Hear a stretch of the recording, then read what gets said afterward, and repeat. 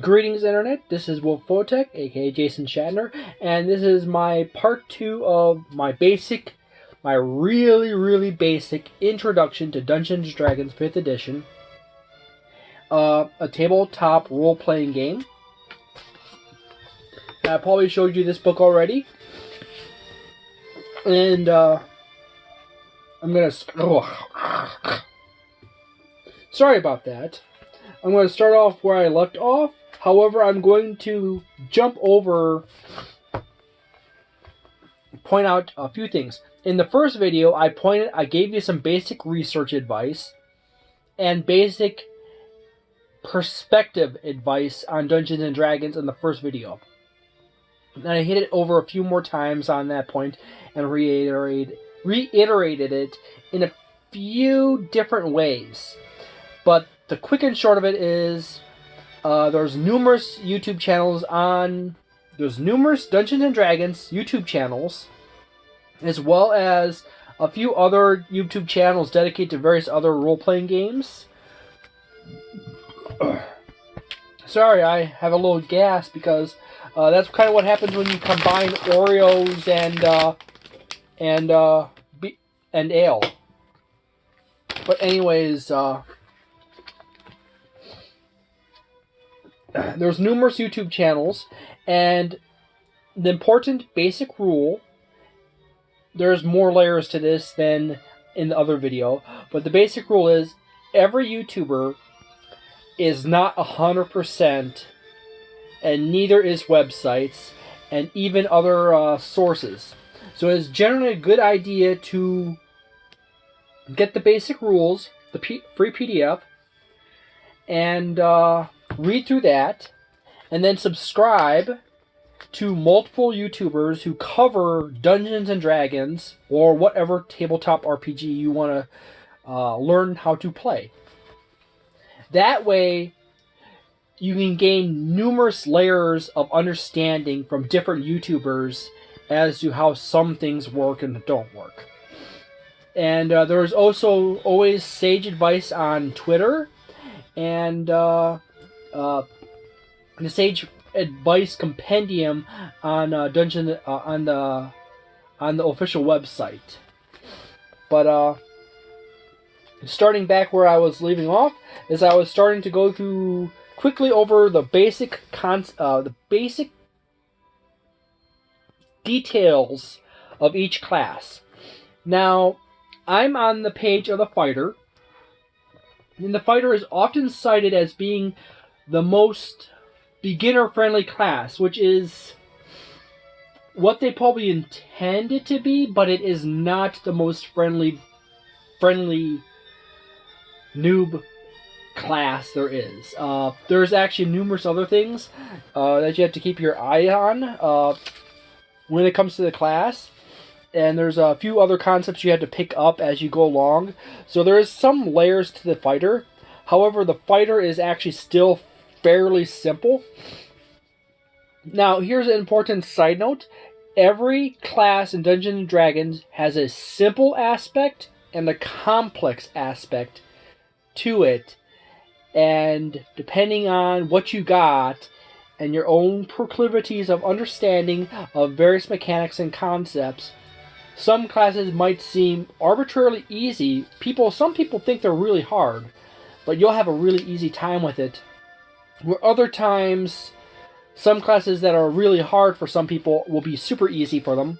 One of the strange things is some classes are like the monk, it's a simple concept class when you start out playing it, but to play it optimally, or to play it to a degree in which you have a great understanding of how to shift and adapt it, takes time. You get the basics down pretty quick with the monk, but it takes time to get good at it. It's like good old-fashioned video game philosophy.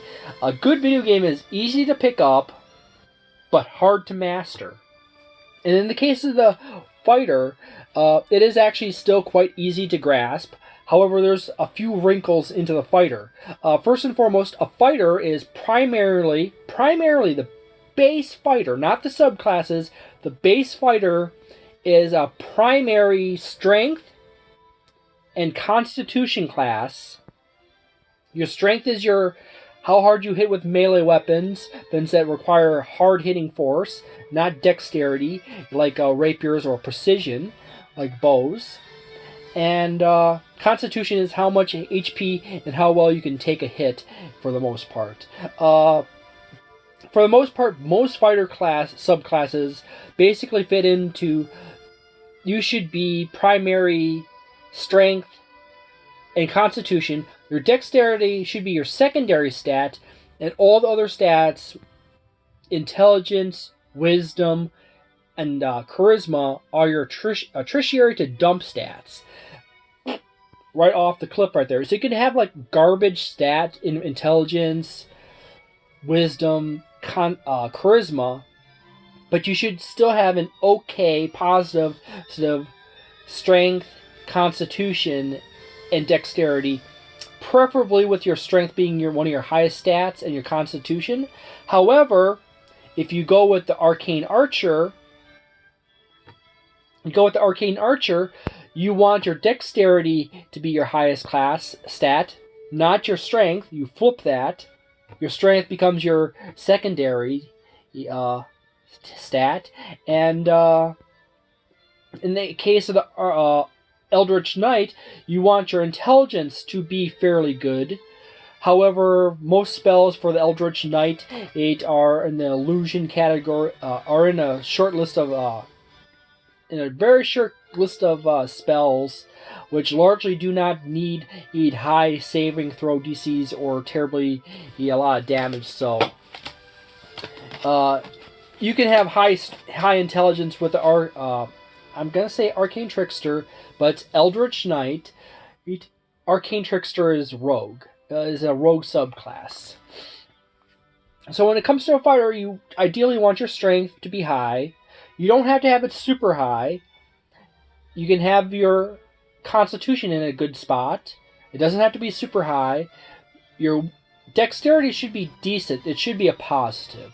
If it's a negative, you're going to have trouble in some situations. Ideally, with your dexterity being higher, your base is armor class, and your position in your initiative should be really good if you get that to a decent level. But those are the three stats you want to be concerned largely with, is your strength and constitution, and you should have decent dexterity. The other stats are basically just dependent on what subclass you pick up for fighter.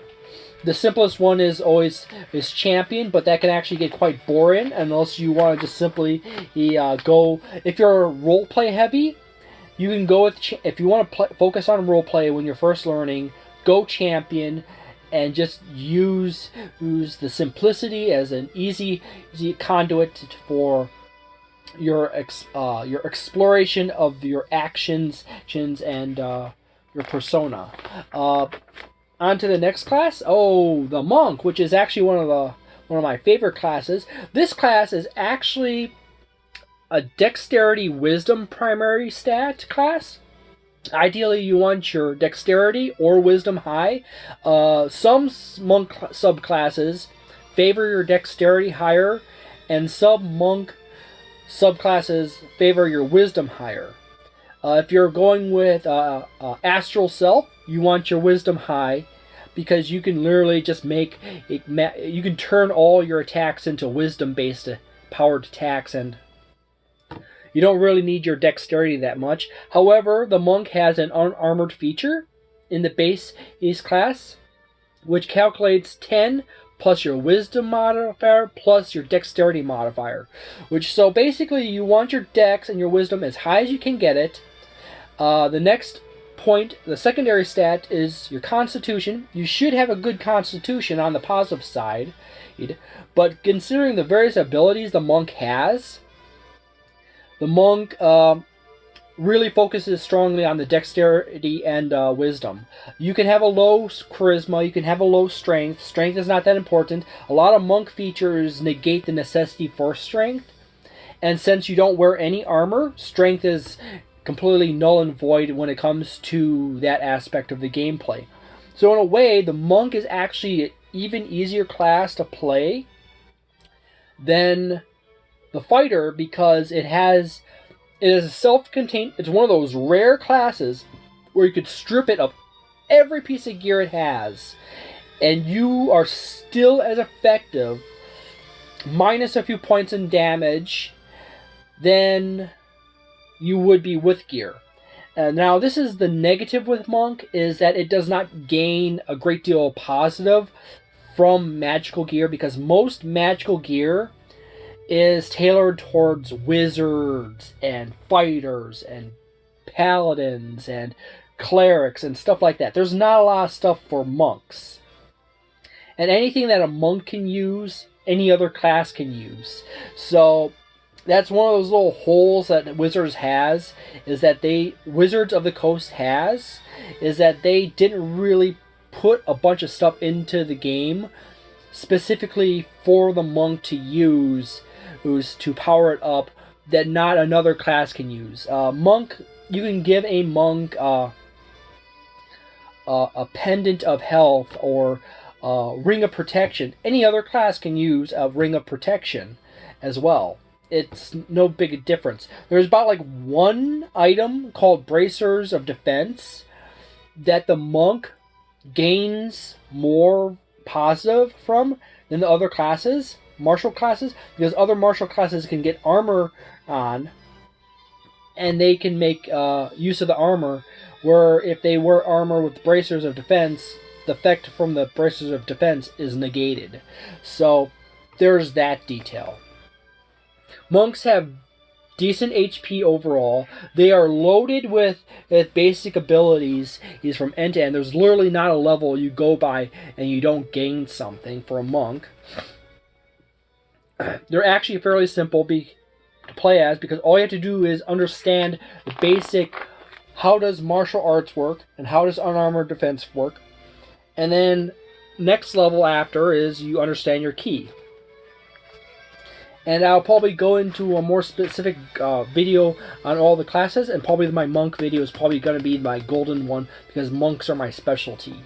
But anyways, the monk is one of those classes that's easy to pick up, but once you truly get to understand the mechanics of the monk and how to play around with its high mobility and its high base armor class all around, as it goes up and you pump in ASIs to it, you're going to be awesome. And you gain a bunch of abilities with the monk that basically negate entire areas of damage and give you advantage on saving throws all over the place. There's a few classes in Dungeons and Dragons that give you general or universal saving throw proficiencies. Monk is one of them that gives you saving throw proficiency with everything. Death saving throws, everything. You just get to Diamond Soul, and you're a pain in the ass to kill. However, the difficulty with the monk is it's like you are starting out. You're going to have key point constrictions. However, you have to remember, short rest, you gain all your key points back. That's important. Some monk subclasses are particularly weak and have high key point consumption rate, but you really have to remember your short rests. If you get your short rest in, you can recover your key points very efficiently. Another favorite class of mine is Paladin. Paladin is primary strength, charisma, and secondary constitution. You want your strength to generally be high because you'll typically be starting out with heavy armor. So you want your strength to be at least 13. When you start out with Paladin, you actually start out as a part of your gear or chainmail. Double check that. Martial weapon, shield and 2 weapons, 5 javelins, priest. Chainmail and a holy symbol. Yeah, you start out with chainmail. You want your AC, your strength at least 13 or better. That's one of the few things that jumps in and that says, oh yeah, you really need to get 13 or better on your strength. Ideally, your strength should be your highest stat. Along with, you should have positive charisma, and on the positive side, you have Constitution.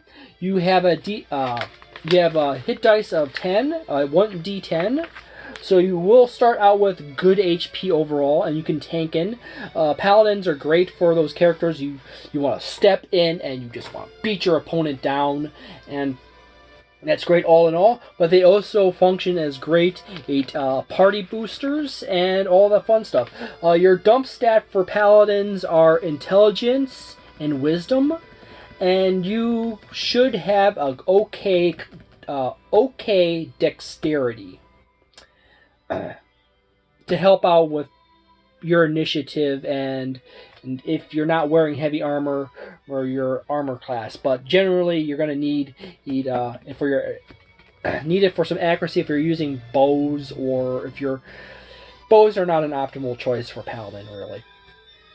But anyways, your primary stats are Strength and Charisma, in that order. Strength, Charisma, Constitution, next step down, and then Dexterity, like your tertiary stat, and then everything else, like Intelligence and Wisdom, is your dump stats. You can have a terrible Intelligence and terrible Wisdom. It works out fine.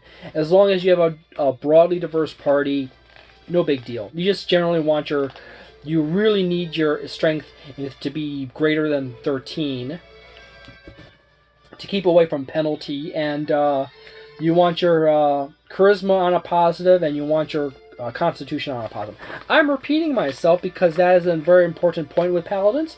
Paladins are primarily a martial class with that's a half caster, so they get some spells, and you can burn your spell slots to do smites when you land a hit, and you can choose when to activate those smites.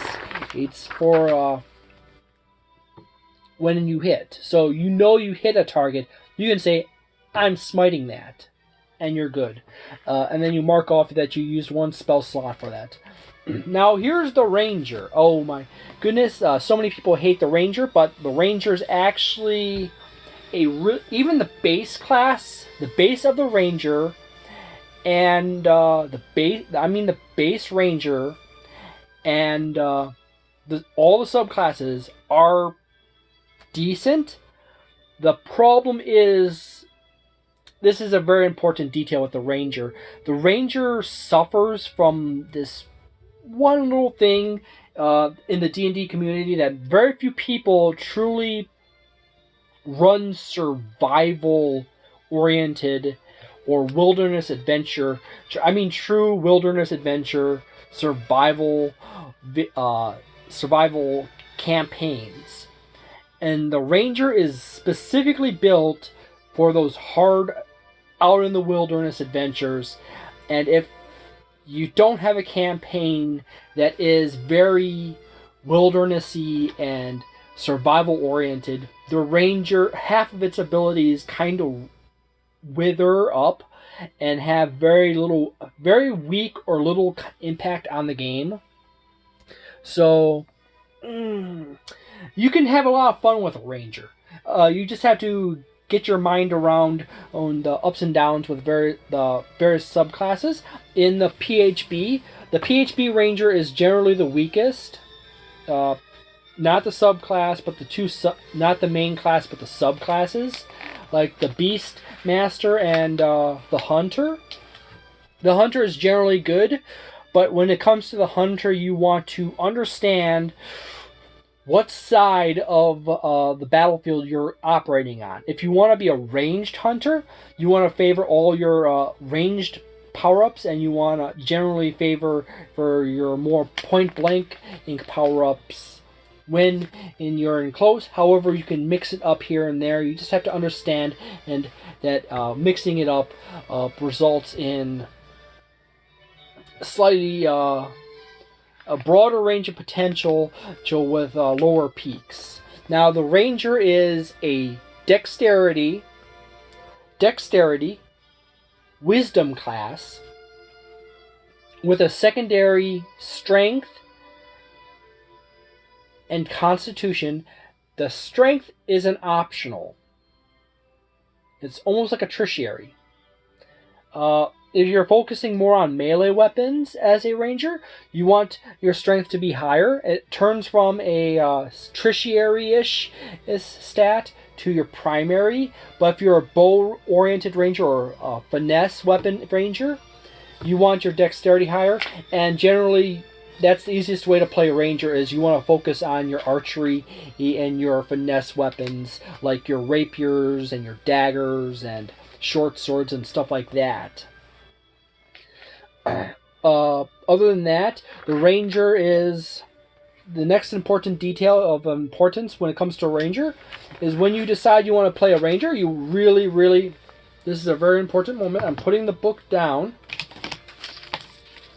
This is a general importance to all classes, and it's generally good policy when you ask, when you talk with the DM about the campaign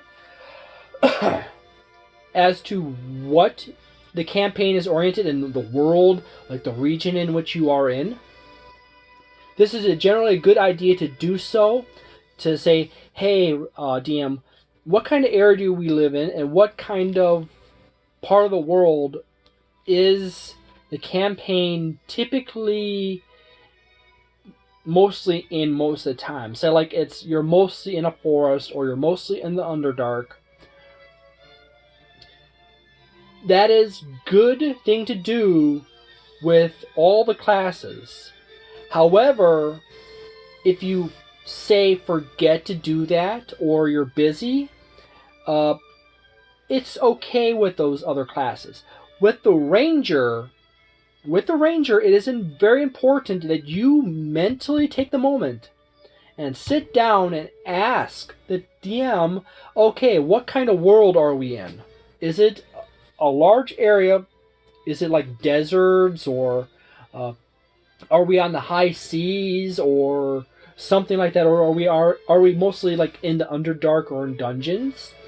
And that is really important, because the ranger, a lot of its base abilities is based around the environment and the type of creatures you'll typically run across. And most of the boons that you get on with the ranger in the base in the player's handbook and the basic rules are very oriented to the environment and the type of creatures you are playing in. Now, if you have Tasha's, or the DM will let you take stuff out of Tasha's for the ranger, you can actually get stuff out of Tasha's for the ranger that actually opens your character up. This is actually going to be like one of the few moments in which I actually grab out Tasha's. There's stuff in Tasha's Cauldron of Everything that helps out with the more generalized world. Say like you're traveling from forests to caves to mountains to coastline. You might want to get your DM to say like, okay, you can have some of you can choose between some of this stuff. Okay, you can use Nature's Veil, or Favored Foe, or Deft Explorer. Okay?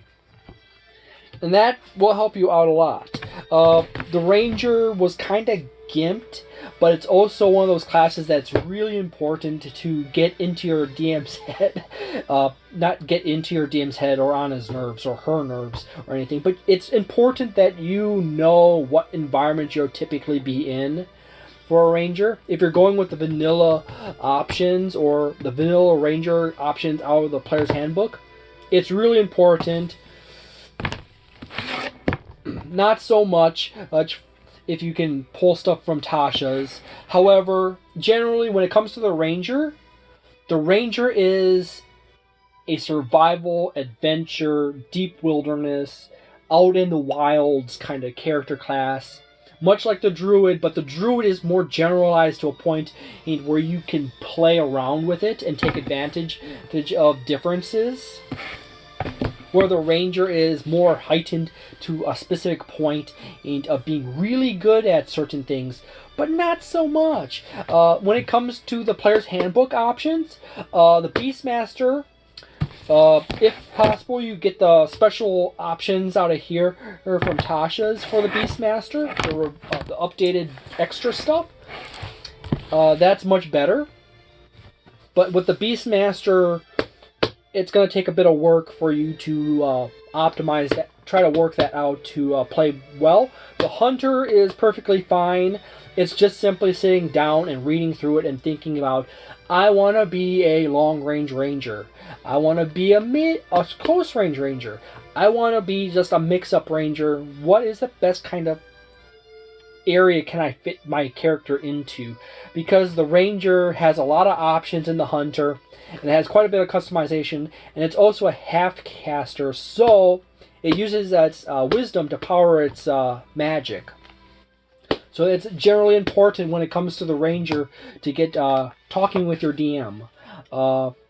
That is like the most important thing about the ranger. Is like you need to like understand where you're going in the campaign with your character, because the campaign has a strong effect on your character, your ability to effectively play through, effectively operate in said environment.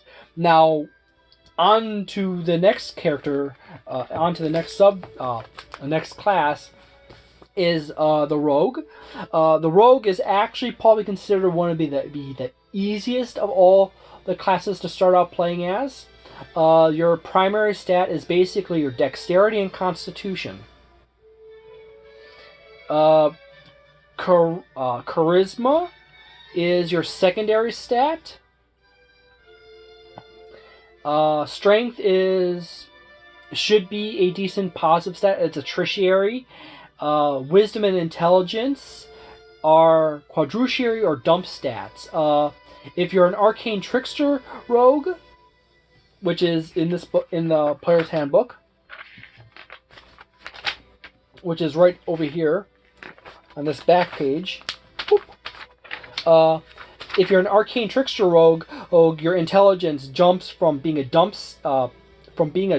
quadrutiary or dump stat, all the way up to your secondary or primary stat, depending on what kind of spells you want to play with. Okay, but for a rogue, they're actually quite simple. The two things you, as joked by Jacob from XP to level 3, is that there's two things you have to deal with when you're playing a rogue. You have to understand how your sneak attack works at level 1, and you have to deal with the fact you're playing a rogue. Now, rogues is like a sister class to monks. I love rogues too. But anyways, they're a sister class to monks. Instead of being dexterity wisdom, they're dexterity constitution / dexterity charisma, dexterity intelligence, dexterity, however you want to play them.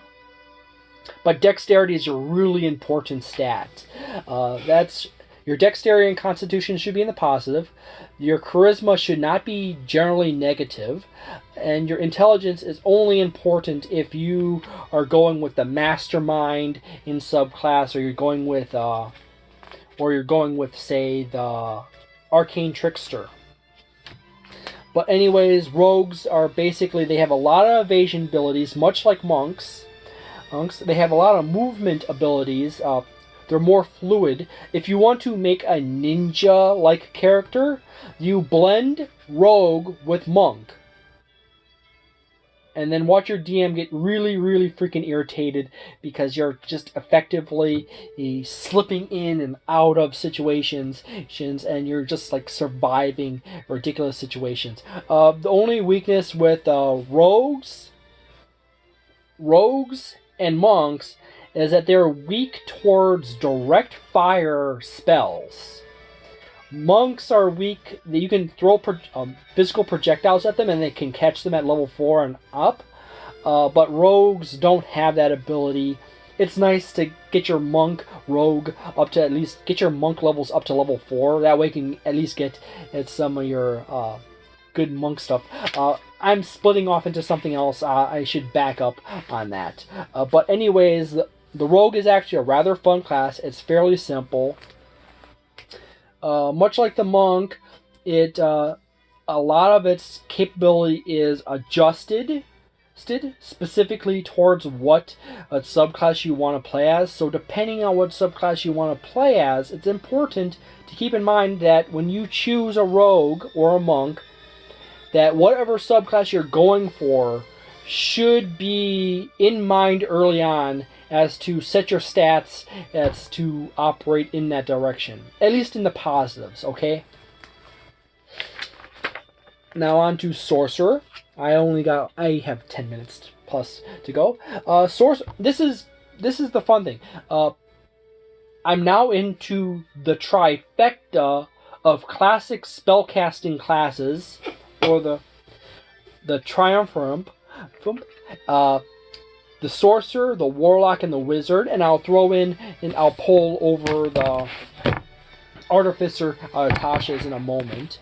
But anyways, people will say that the Sorcerer, the Warlock, and the Wizard are hard classes for people to grasp. They are not hard.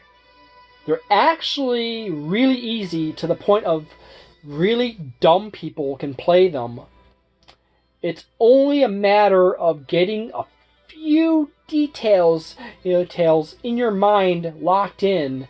And once you get those key pieces of information, that basic understanding, they become super easy.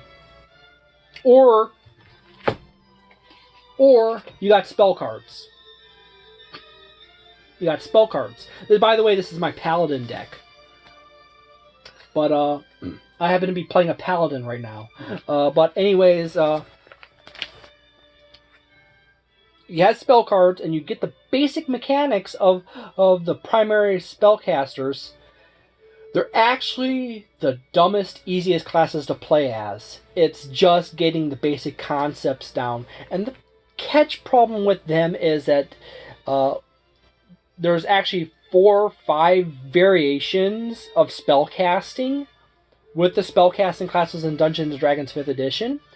So there's slight adjustments here and there. There's spells known, spells prepared, and then there's spell slots, okay? And I'll go into more detail on that with the individual videos when I go over the specific core classes in later videos. But anyways, when it comes to the Sorcerer, your primary stat is your Charisma, your secondary is Constitution, and everything is tertiary / dump stat. And this is true with pretty much most spell casting classes. Wait, think about that for a moment. When I'm describing like the fighter and the monk and the paladin and the more martial-oriented classes like the barbarian and stuff like that, you want these 2 stats. You want adjust your composition of your primary stats, just so depending on what you want to focus on. You want to be more of a tanky barbarian, you focus on your constitution and make your strength secondary, or you want to do more damage, you make sure you focus on your strength, and then you have your constitution would be decent and your dexterity be your tertiary. When it comes to spell casters, there's constitution, which is the universal like secondary stat that you ideally want that to be good. If you're rolling dice or anything like that, you're shaking dice and like, oh, or doing standard array or anything, that you want your constitution to be decent. It's awesome if it's really high, okay?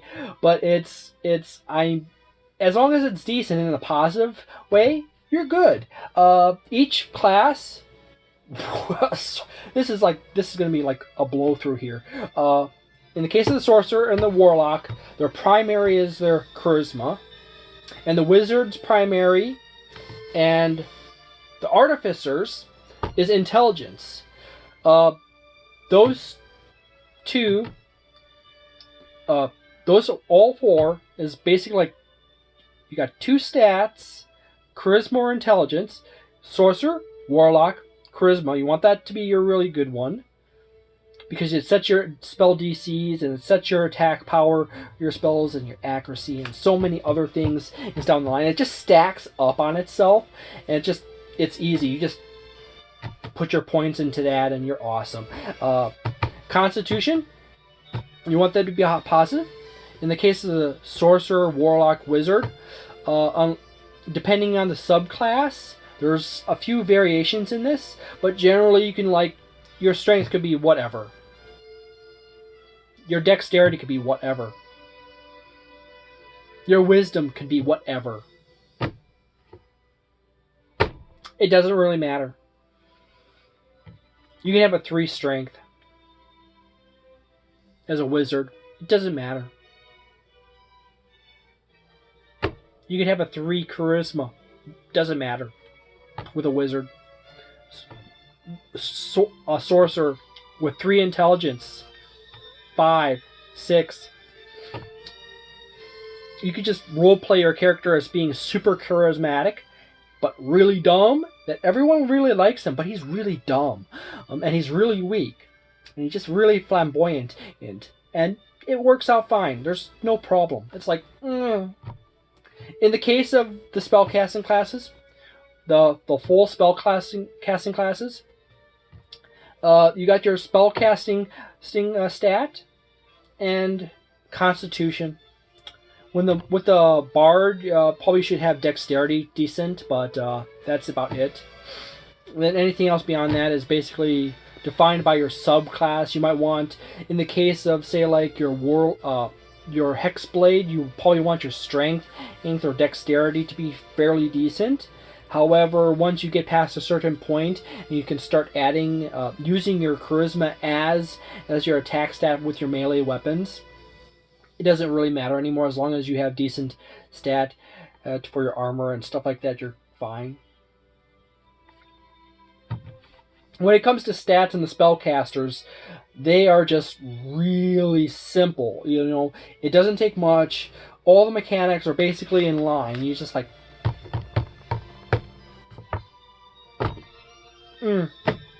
The hardest thing is understanding the quirky spell casting mechanic they have.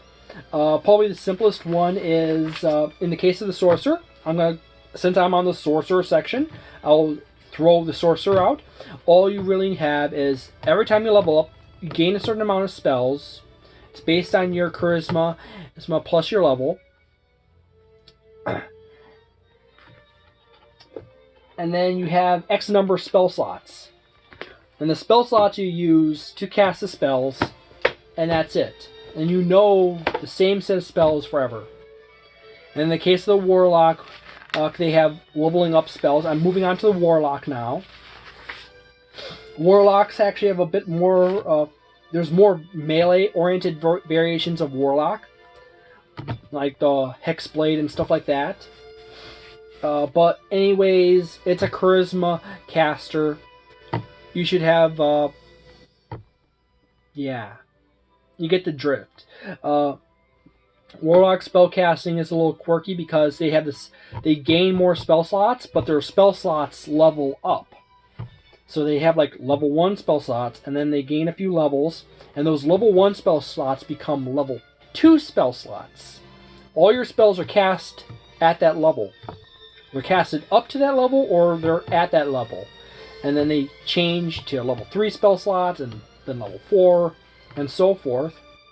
Maxes out at 5. If you're always casting at your maximum level of spell slots, and you have the same number of spell slots all the time. And you have a fixed list of spells, and you got some will spells through your invocations. The spell, Warlock is actually probably the closest thing 5th edition has to 3.5 character classes in customization, because the invocations, the Eldritch invocations, are basically like mini feats. The Wizard the hardest thing with the wizard is comprehending the difference between spells known, spells prepared, and spell slots. Your primary stat is your intelligence. You want your constitution to be decent. Every other stat is whatever it is. Ideally, it should be all characters, if you go with it, you just be positive. But, you can have, like, negative stats with the wizard, with the exception of intelligence and constitution. If they have really small hit dice, so you don't get very many hit points when you level up. So ideally, you should really have your constitution be high. But it's, as far as the setup of the stats of the character, it is really super simple to mind-numbingly simple degrees. The complexity, as I said, is in their spells known, their spells prepared, and spell slots. Brain fart for 5 seconds. Spells known is basically all the spells you know, which are in your book. You've discovered spells. Oh, there's a spell. I do my little thing with my quill, spend the gold and level and time, and write down a new spell in my spell book that I discovered, and boom, I have a new spell. And then prepared spells are the spells you studied in the morning. Your character studied in the morning. And those are the spells they have in mind, and which they can cast that day, at the standard time frame in which the game, the rules for the spells will dictate for each spell. And that's it. Spell slots are basically batteries or charges. And this is my favorite explanation for spell slot. It's basically a battery, and when you have a spell, you take the two, combine them, the spell is energized, you do your thing, and the spell is cast. It's basically taking energy and applying it to the spell and generating the spell. And different levels of spell slots are different size batteries, or different size charges just for your spell. There, that's it. Now I'm throwing in, really quickly, I'm going to throw in Artificer. Artificer is a fun class. It's it's the 13th class in Dungeons & Dragons 5th edition. It can be found in Tasha's Cauldron of Everything, or... Where are you? Or Eberron Rising from the Last War. Now, with the Artificer, it's a little bit different, but anyways, with Artificer, you gain medium armor proficiency, and your spellcasting stat is your intelligence, much like Wizard.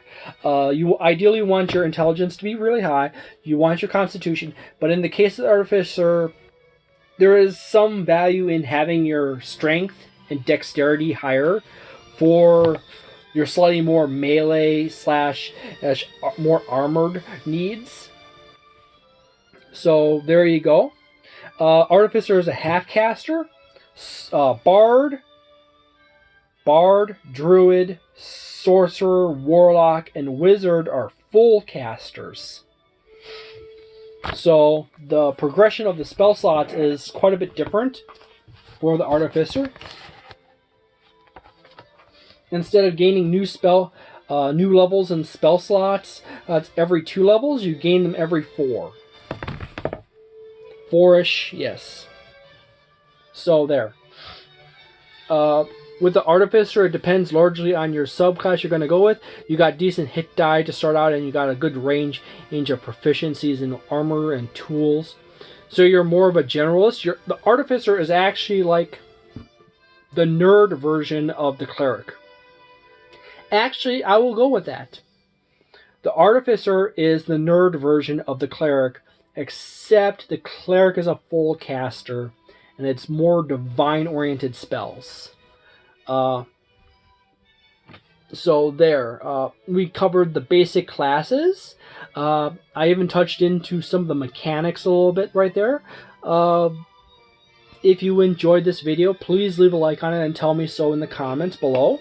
And I will actually make more videos in the future. I'll actually go over, probably the next video is basic, I'll probably actually go over the basic classes, basic races in the Player's Handbook. However, I will leave out the extra ones in the other books, or I will add them into a later videos. Yes, I will probably do that. Thank you very much for watching, and have a delightful day, and have a nice night, and a wonderful week, and a magnificent month, and see you next time.